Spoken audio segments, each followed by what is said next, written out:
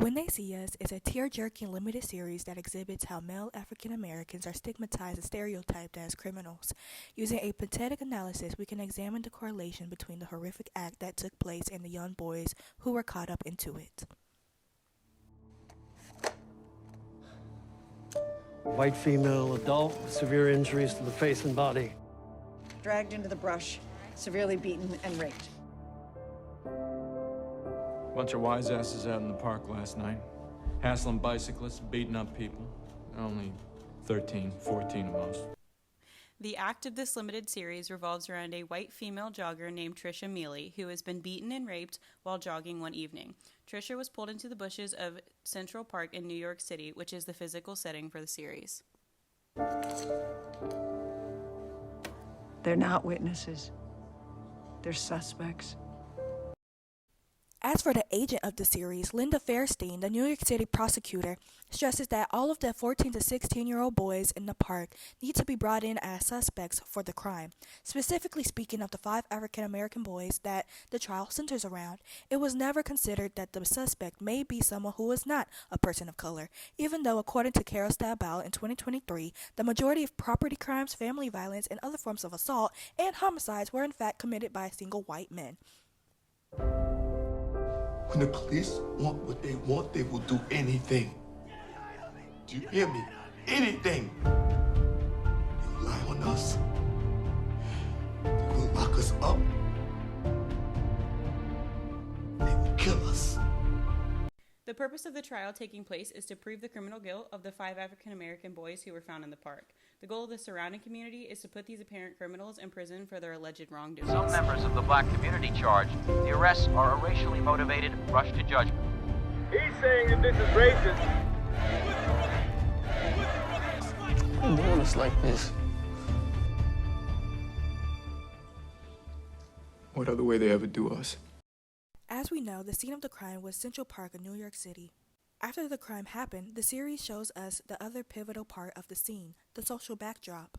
The social backdrop surrounding this situation is clearly represented by the newspaper headings, television news, and the rioters picketing as the boys head toward the courthouse. These aspects create a social backdrop that is clearly not in support of the 5 young African Americans, as the headings call to bring back the death penalty and states that the government plots to destroy black youth.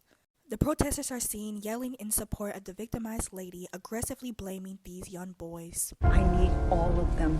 Every young black male who was in the park last night is a suspect in the rape of that woman. Go into those projects and you stop every little thug you see. You bring in every kid who was in the park last night.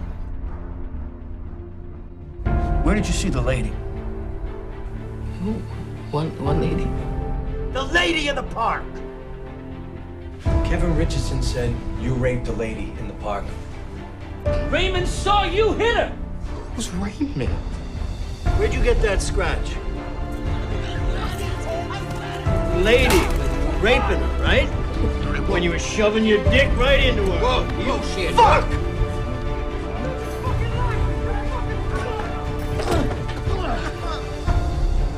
I lied to you, man.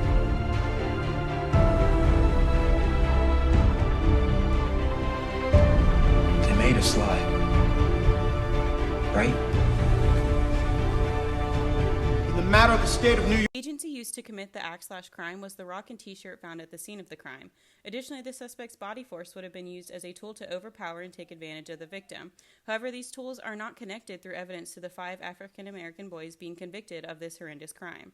At this point in the series, it becomes alarmingly apparent that the boys are being attacked and discriminated against due to the color of their skin. It is undeniably that common stereotypes have horrendously served as subtle rationale for the unofficial policy and practice of racial profiling by criminal justice practitioners. Welch, 2007.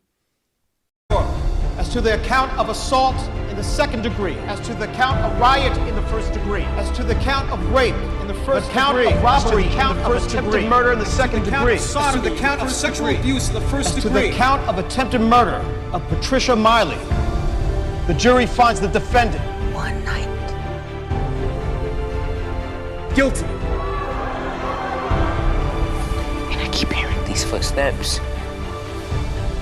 Every night they just keep coming closer and closer. That's me.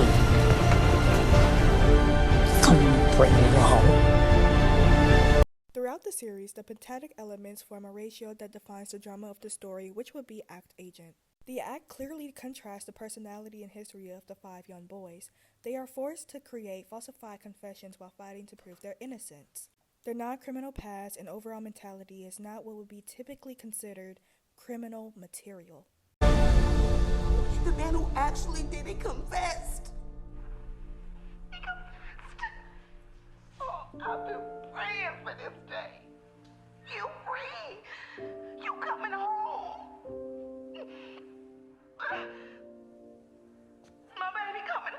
You coming home. You coming home. After the 5 and 12 years in prison for a crime they did not commit, the boys were released back to their homes and families. The implication of this series and analysis starts with the creation of a reality where African American boys can now wear comfortable clothing, adapt to different hairstyles, and have an approachable outer appearance without being seen as violent thugs. For examples, the teenagers in the movies were simply spending the evening at Central Park wanting to play basketball, but they were instead profiled as abusers and rapists of a victimized woman due to societal internalizations. Additionally, this reality forms a fearful environment surrounding African American teenage boys in 2 different ways. Firstly, the series addresses the idea that individuals with particular characteristics should be seen as scary or criminal. And secondly, this series alerts people who fit these characteristics that they may face additional discrimination as a result of their skin color or physical attributes. Overall, this limited series focuses on the societal internalizations of a particular stereotype that negatively impacts the members of those communities and results in life-altering misconceptions.